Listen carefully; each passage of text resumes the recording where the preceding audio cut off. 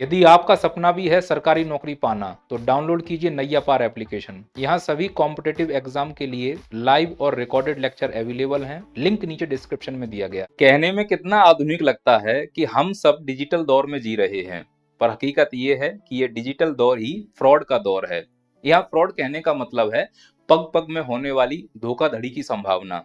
यदि आप मेरी बात नहीं समझ पा रहे हो, तो फ्रॉड की परिभाषा मोदी जी से ही सुन लेते हैं। जी सर, फेंकिए। मुझे तो पूरा याद नहीं है, लेकिन मुझे याद आ रहा है। एक चेहरे पर कई चेहरे लगा लेते हैं लोग। एक चेहरे पर कई चेहरे लगा लेते हैं लोग। बहुत शानदार समझाया सर आपने। मोदी जी ने जो ये परिभाषा दी है, इस आधार पर भारत में होने वाले फ्रॉड को मैं 4 चरणों में बांट सकता हूँ। सबसे पहला चरण है धार्मिक फ्रॉड। जैसे ही भारतवासी पैदा होते हैं, उनके साथ एक धार्मिक फ्रॉड कर दिया जाता है और धर्म की अफीम चटा दी जाती है और बचपन से ही सिखाया जाता है मेरा धर्म महान, मेरा धर्म महान।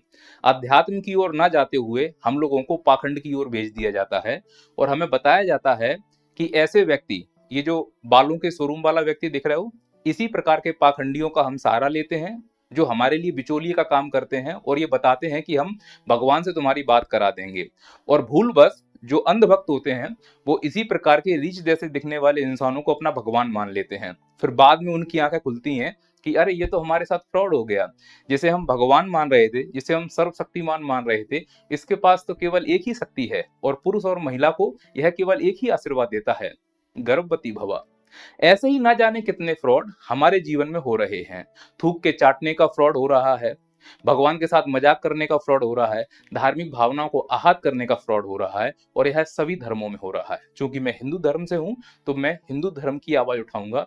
अब जिस धर्म को रूढ़िवादी बन के रहना है, वो धर्म कभी आगे नहीं जा सकता। और मेरा धर्म रूढ़िवादी धर्म नहीं है, ये बदलाव को स्वीकार करने वाला धर्म है, ये आलोचनाओं को स्वीकार करने वाला धर्म है, क्योंकि मेरा भगवान समझदार है, मैं ये मानता हूँ। फिर जब धार्मिक फ्रॉड से आंखें खुलती हैं, तो हम अगले फ्रॉड की तरफ चपेट में आते हैं, जिसे हम बोलते हैं पॉलिटिकल फ्रॉड। ये पॉलिटिकल फ्रॉड धर्म और जाति के नाम से हमारे साथ राजनीति करते हैं। तो जो पार्टियां धर्म के साथ राजनीति करती हैं, वही धर्म की सबसे ज्यादा दुर्गति कर देते हैं। जैसे इन फ्रॉडियों को देखिए, कहा गया था कि यमुना को शुद्ध कर देंगे। छठ पूजा पास आ गई है, यमुना की हालत सबने देखी हुई है। चाहे यमुना पुत्र हो या गंगा पुत्र हो, इन लोगों ने धर्म का मजाक बना के रखा है, धार्मिक त्योहारों का मजाक बना के रखा हुआ है। छठ पूजा पर ना तो यमुना स्वच्छ हुई है, ना ही घर जाने के लिए वो व्यवस्थाएं हो पा रही हैं जिनके बड़े बड़े वादे किए गए थे। जिस देश में बुलेट ट्रेन चलाने का वादा हो, उस देश में यदि किसी त्योहार पर घर जाने के लिए इस प्रकार से अगर रस्सियां बांधकर लटक कर जाना पड़े, ऐसी भीड़ लगाकर जानवरों की तरह ट्रेन में बैठना पड़े, तो इससे ज्यादा धार्मिक फ्रॉड हमारे साथ नहीं हो सकता है कि धर्म के नाम पर वोट मांगते हैं और हमारी धर्म के लिए कुछ नहीं किया जा रहा है। तो ये फ्रॉड का दूसरा चरण है। और इस दूसरे चरण के बाद फिर आते हैं तीसरे चरण पर, जिसमें आम युवा पूरी तरह से ग्रसित है, जिसे बोलते हैं सामाजिक फ्रॉड। सामाजिक फ्रॉड का मतलब है होता कुछ और है, दिखाया कुछ और जाता है। आप इस रील को देखिए, आप समझ जाएंगे।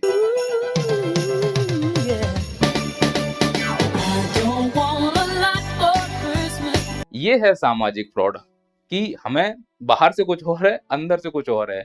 टीवी शो से लेके फिल्मों तक, रील से लेके यूट्यूब तक, सब इसी प्रकार का दिखावा चल रहा है। हमारी फीलिंग्स को खत्म किया जा रहा है। तो जो चरण है ना, तो पहले चरण में धार्मिक फ्रॉड हुआ, फिर पॉलिटिकल फ्रॉड हुआ, फिर सोशल फ्रॉड हुआ, और फाइनली हमारे साथ होता है डिजिटल फ्रॉड। और यह फ्रॉड वर्तमान का सबसे खतरनाक फ्रॉड है। हम इसी मुद्दे पर पूरी तरह से बात करने वाले हैं, और यह वीडियो सबको देखना चाहिए कि किस प्रकार से डिजिटल फ्रॉड हमारे साथ हो रहा है, क्यों हमें फोन का बहुत सावधानी इस्तेमाल करना चाहिए। आइए एक एक करके हम बात करते हैं, पूरे परिवार के साथ ये वीडियो जरूर देखें। तो यहाँ डिजिटल फ्रॉड कहने का अर्थ है फाइनेंशियल फ्रॉड, ऐसा फ्रॉड जिसमें पैसे का लेन देन शामिल हो। हम सब लोगों के पास लगभग मोबाइल है, और हमारे मोबाइल में जो नंबर है वो हमारे बैंक अकाउंट से लगभग अटैच्ड ही है सब लोगों का। और हमारी जो जानकारी है वो विभिन्न प्रकार के social media, Facebook, Instagram, YouTube के माध्यम से उन लोगों तक पहुंच चुकी है जिन्हें हमारे साथ फ्रॉड करना है। आप ये मानकर चलो कि वो लोग कमर कस के बैठे हुए हैं, मौका मिलते ही आपका बैंक अकाउंट खाली कर देंगे। हमारी कितनी तैयारी है कि सामने वाला हमारे साथ फ्रॉड ना कर सके। हमें सिर्फ एक ही तैयारी करनी है, वो है जागरूकता। कैसे पहचाने कि हमारे साथ फाइनेंशियल फ्रॉड ना हो। मैंने 3 लोगों को पहचाना है, 3 कैटेगरी हैं जिनके साथ इस प्रकार के फाइनेंशियल फ्रॉड हो सकते हैं। पहला, लालची लोग। उनके पास कोई मैसेज आ गया, लिंक आ गया कि आपको फ्री मिलेगा ये, आपकी लॉटरी लग जाएगी, आपको सस्ता लोन मिल जाएगा, और वो उस पर क्लिक कर देते हैं, समझ जाना कि उनके साथ फाइनेंशियल फ्रॉड होना तय है। दूसरा है डर। डर सबको लगता है, और जब बात परिवार की हो तो यह डर और ज्यादा हो जाता है। इसी का फायदा फाइनेंशियल फ्रॉड करने वाले लोग उठाते हैं। आजकल एआई का जमाना है, वो आपके बच्चे, आपके परिवार, सगे संबंधियों की आवाज को क्लोन कर लेंगे और फिर उसके माध्यम से फोन करवाएंगे और बोलेंगे वो कि हम फलाने अधिकारी बोल रहे हैं, आपका बच्चा अरेस्ट हो गया है, अगर आपने इतने समय तक इतना पेमेंट जमानत के लिए पैसा नहीं दिया तो फिर हम कोर्ट में ले जाएंगे इसको। तो अगर आप डर गए, आप नहीं समझे कि आपके साथ स्कैम हो रहा है, तो आप वो पैसा ट्रांसफर कर दोगे। ये है डिजिटल फ्रॉड, ये है फाइनेंशियल फ्रॉड। तो यदि आपके पास ऐसा कोई फोन आता है कि आपके परिवार, बच्चे का किसी का कॉल आया है, अधिकारी धमकी दे रहा है, तो पहले अपने बच्चे को कॉल करके बोलें कि बेटा ऐसा है क्या। अगर उसका फोन बंद जा रहा है तो उसके दोस्तों को लगाएं, अड़ोस पड़ोस को लगाएं। ये इसलिए ऐसा बोल रहा हूं क्योंकि हमारा जो जीवन है वो पूरी तरह से अब सोशल मीडिया पे पब्लिक हो चुका है। ब्लॉगर समझते हो ना, सुबह से लेकर शाम तक पोटी कैसे की, सुसु कैसे की, नाश्ता कैसे किया, अपनी पूरी कहानी सुबह से लेकर शाम तक हमें पूरी दुनिया में दिखा रहे हैं। मालूम है कि हम सुबह से लेकर शाम तक कहाँ जा रहे हैं, क्या कर रहे हैं, पूरी नजर रखी जा रही है हम लोगों पर।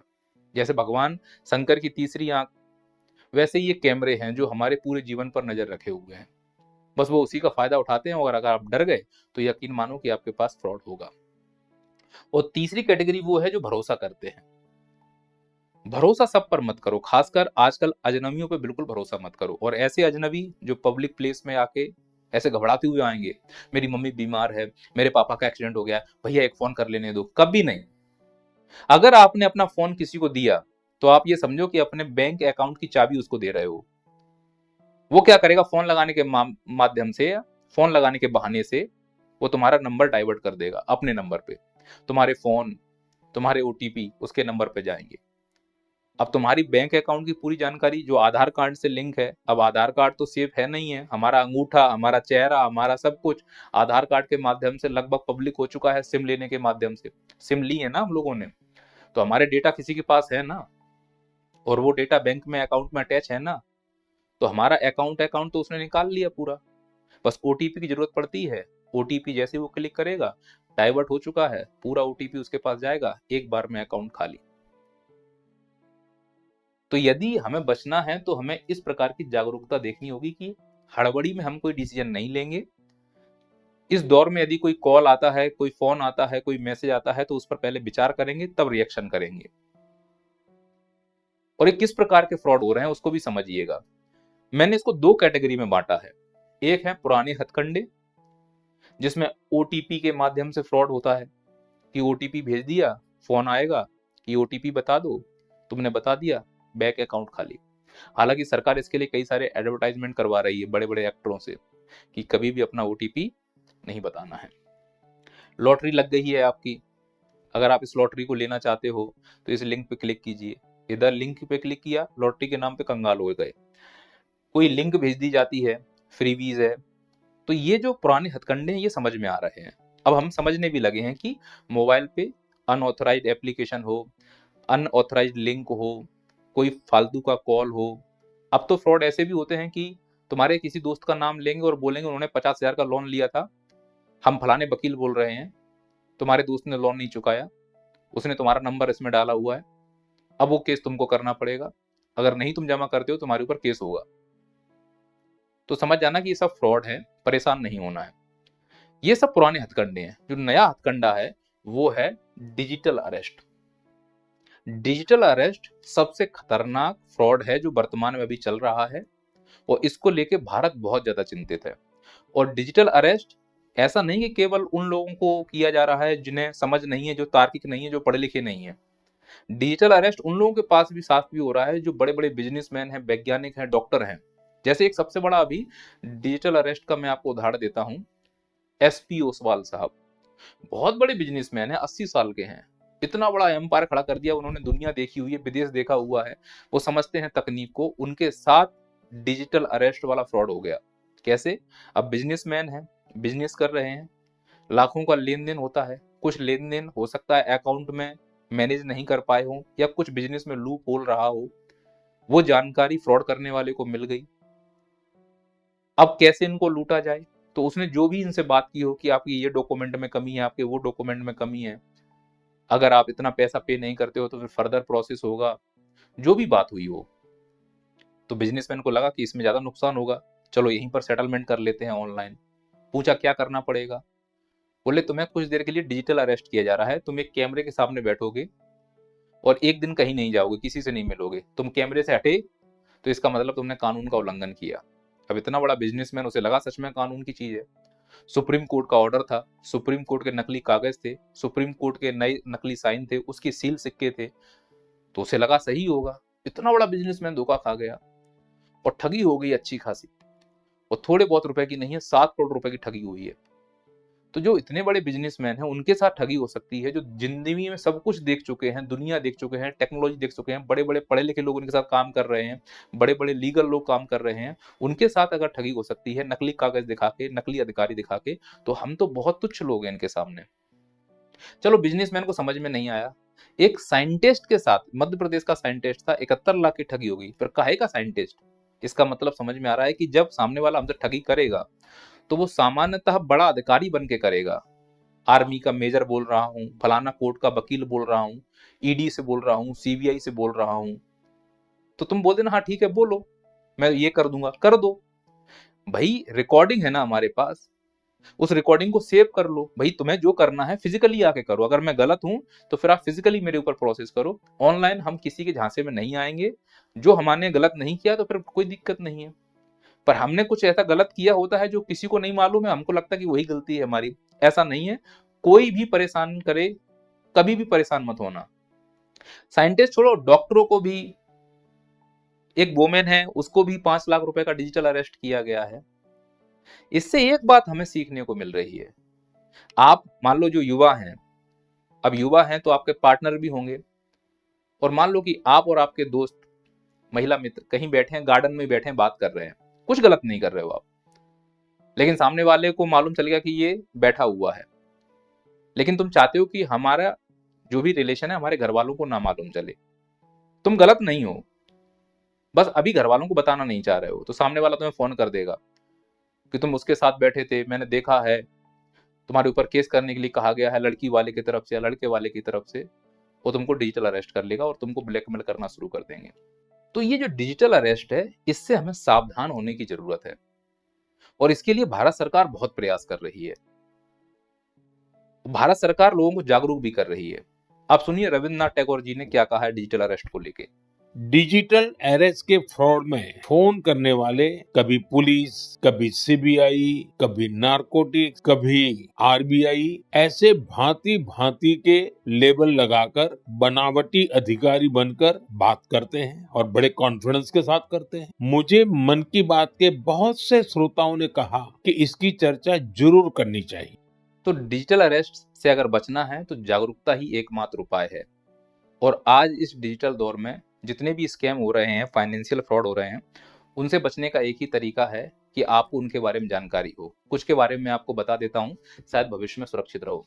जैसे स्कैम से कैसे बचें जो ये डिजिटल हो रहे हैं, पहले पहचान लो किस प्रकार के स्कैम है। जैसे मैंने शुरू में कई सारे बता दिए हैं, इसमें सबसे फेमस है यूपीआई स्कैम। यूपीआई का मतलब हम लोग फोन पे या पेटीएम के माध्यम से क्यूआर कोड करते हैं ना, तो तुम ये ध्यान रखना बेटा कि फोन पे स्कैन करते हैं जब किसी को पेमेंट करना हो, तभी उसमें यूपीआई पिन डाला जाएगा। यदि कोई तुमको पेमेंट भेज रहा है और उसमें लिख के आता है कि हम तुम्हें पेमेंट भेज रहे हैं, एक्सेप्ट करो और अपना यूपीआई पिन डालो, कभी मत डालना। आपने इधर यूपीआई पिन डाला, उधर अकाउंट खाली। तो क्या सीखे हम कि फोन पे से अगर किसी को दूसरे को पेमेंट करना है तभी यूपीआई पिन डालना है, अगर कोई दूसरा हमें पैसा भेज रहा है तो कभी भी यूपीआई पिन की आवश्यकता नहीं होगी, अगर डाल दिया तो स्कैम हो जाएगा। दूसरा है ओटीपी। तुमको लोन के माध्यम से या ऑफर के माध्यम से फोन करेंगे और फिर बोलेंगे कि आपको इतने रुपए की लॉटरी लग गई है, आपके पास एक ओटीपी आएगा, उस ओटीपी को मुझे बता दीजिए तो पैसा या गिफ्ट आपके घर आ जाएगा। कभी किसी को अपना ओटीपी नहीं बताना है, भले ही वो बोले कि मैं फलानी बैंक से बोल रहा हूँ, तुम्हारी ब्रांच से बोल रहा हूँ, तुम्हारा अकाउंट अपडेट करना है, तुम्हारा कुछ ऐसा करना है, वैसा करना है, अपना ओटीपी बता दीजिए। कोई भी बैंक वाला, कोई भी अधिकारी आपसे आपका ओटीपी नहीं मांगता है, तो ओटीपी भी शेयर नहीं करना है। कोई अनऑथराइज्ड लिंक आ गई, उस पर लिखा हुआ है 5,000 का सामान 999 रुपए में, दिवाली ऑफर, होली ऑफर, बिल्कुल नहीं फंसना है। अगर आपने अनऑथराइज्ड लिंक या अनऑथराइज्ड एप्लीकेशन को लालच में आकर या किसी लोभ में आकर डाउनलोड या क्लिक कर दिया तो यकीन मानो देखते ही देखते आपका अकाउंट खाली हो जाएगा। एक है अर्निंग स्कैम। टेलीग्राम इत्यादि पर कई सारे मैसेज आते हैं और उसमें क्या होता है, शुरू में 150 रुपए कमाने का मौका भी मिल जाता है। फिर तुम्हें लगता है कि ये सही है, फिर वो एक ऑफर देता है कि अगर तुम और पैसा कमाना चाहते हो तो इतना एडवांस जमा कर दो, ये एडवांस तुमको आगे डबल करके दे देंगे, 21 दिन में पैसा डबल टाइप की कुछ स्कीम। और टेलीग्राम पे जाके तुमने उस लिंक पे क्लिक कर दिया, तुमने पेमेंट कर दिया 10-15 हजार रुपए, कल देखा तो टेलीग्राम पर वो चैनल है ही नहीं, वो लिंक है ही नहीं, गायब। क्योंकि डिजिटल में कौन कब गायब हो जाए पता ही नहीं चलता है। मैं आपको दिख रहा हूँ, अगर मेरा यूट्यूब चैनल बंद हो जाए तो मैं आपको दिखना बंद हो जाऊंगा। तो सब आभासी दुनिया है, कोई यहाँ वास्तविक नहीं है। अब मैं सच्चे अर्थों में ये कह सकता हूँ कि डिजिटल दुनिया में कोई अपना नहीं है, सब दिखावटी दुनिया है। कौन कब अंतर्ध्यान हो जाए कहा नहीं जा सकता। इसीलिए टेलीग्राम पर भेजी गई लिंक पे भरोसा मत करना, वैसे भी टेलीग्राम विवादों में है। फ्रीबीज स्कीम है ना, आपके पास आता है कि आपको ये एक के साथ ही एक फ्री दिया जाएगा, है ना, ये कच्चे के साथ फ्रिज फ्री है, ले लीजिए। तो दिमाग में आता है भैया कच्चे के साथ फ्रिज फ्री मिल रहा है, लिंक क्लिक करो, तो मालूम चला कि शरीर पे कच्चा भी नहीं बका, वो भी चला गया, अकाउंट खाली कर दिया गया। सेक्सटोर्शन, ये सबसे खतरनाक चीज है। सेक्सटोर्शन का क्या मतलब है, आपके पास व्हाट्सएप पर एक वीडियो कॉल आता है और वह वीडियो कॉल जैसे ही आप ऑन करते हैं तो सामने एक लड़की, बच्ची, औरत जो भी हो, वो नग्न अवस्था में या आधे कपड़े पहने हुए बैठी होगी और सामने वो मुंह पे कुछ बांधे रहेंगे या मुंह खुला होगा, जो भी हो। और जैसे ही तुमने उस वीडियो को देखा, तुम्हारा वीडियो भी रिकॉर्ड, वो सामने वाला रिकॉर्ड कर रहा है, वो तुमसे गंदी गंदी बातें करेंगे और तुम्हारी उन हरकतों को वीडियो में रिकॉर्ड करके फिर तुमको व्हाट्सएप करके बोलेंगे कि अगर तुमने मुझे पैसे नहीं दिए तो तुमने जो हरकतें की हैं ये तुम्हारे परिवार वालों को व्हाट्सएप कर दी जाएंगी, तुमको ब्लैकमेल करना शुरू कर दिया जाएगा। तो कोई भी अननोन नंबर से वीडियो कॉल उठाता है, वो अगर उसमें किसी प्रकार का ऐसी अर्धनग्न औरत, बच्ची दिखती है तो निश्चित रूप से उस वीडियो का फोन कट कर देना।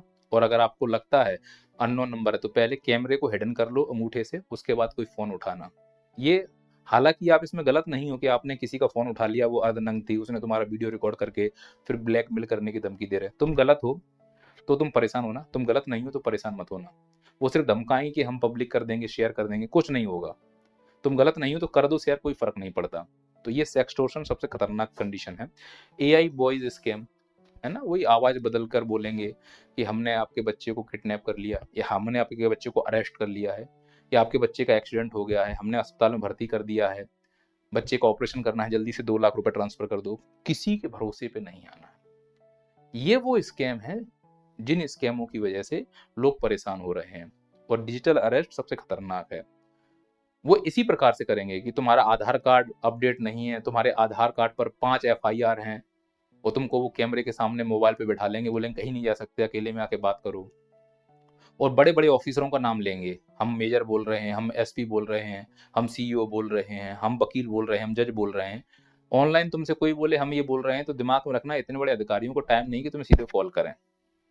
और उनसे बोल दो अगर तुम बोल रहे हो तुम फिजिकल मुझे समन भेजो, हम फिजिकल अपने थाने में जाके बात कर लेंगे। जब कोई गुनाह किया ही नहीं तो डरना किस बात का। पुलिस और बाकी एजेंसियां हमारी रक्षा के लिए, हमें परेशान करने के लिए नहीं, ध्यान रखना। तो ही तुम फ्रॉड से बच सकते हो। पर लोग इसमें फंस जाते हैं, फिर लोगों को ब्लैकमेल किया जाता है, लोग कर्जे में चले जाते हैं। जब व्यवस्थाएं नहीं बन पाती हैं, जीवन इज्जत की बात आती है, तो कई लोग इसमें सुसाइड भी कर रहे हैं। चीजों को समझने की जरूरत है। जो डिजिटल अरेस्ट चल रहा है वर्तमान में, इससे बचने का एक ही तरीका है, वो है जागरूकता। याद रखना, जो हमें पढ़ाई जा रही है उसमें ये तो नहीं सिखाते कि फ्रॉड कैसे करें, पर ये भी नहीं सिखाते कि फ्रॉड से बचें कैसे। क्यों हमको कॉस थीटा साइन थीटा पढ़ाया जा रहा है इस बदलते दौर में? क्यों हमारी पढ़ाई में इस प्रकार की तकनीक का इस्तेमाल नहीं हो रहा है? 2019 से अब तक 1000 गुना इस प्रकार के डिजिटल फ्रॉड बढ़ चुके हैं। तो यदि डिजिटल क्रांति भारत में आई है तो उसके संरक्षण के लिए भी सरकार को उतने ही कदम उठाने चाहिए। जितने सरकार को कदम उठाने चाहिए थे उतने सरकार कदम नहीं उठा पाई है।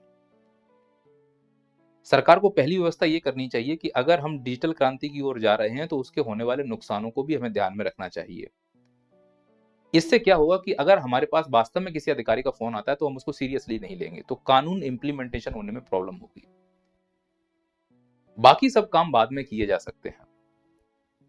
पर वर्तमान में भारत जिस समस्या को फेस कर रहा है वो है डिजिटल फ्रॉड। सरकार को इसके लिए बहुत पुख्ता इंतजाम करने चाहिए, मेरा ये मानना है। और जो एजेंसियां इस प्रकार के कार्यों में लगी हुई हैं, जो लोग इस प्रकार के कार्यों में लगे हुए हैं, उनके लिए कड़े से कड़े दंड का प्रावधान होना चाहिए। बाकी डिजिटल फ्रॉड से बचने का एक ही तरीका है, वो है जागरूकता।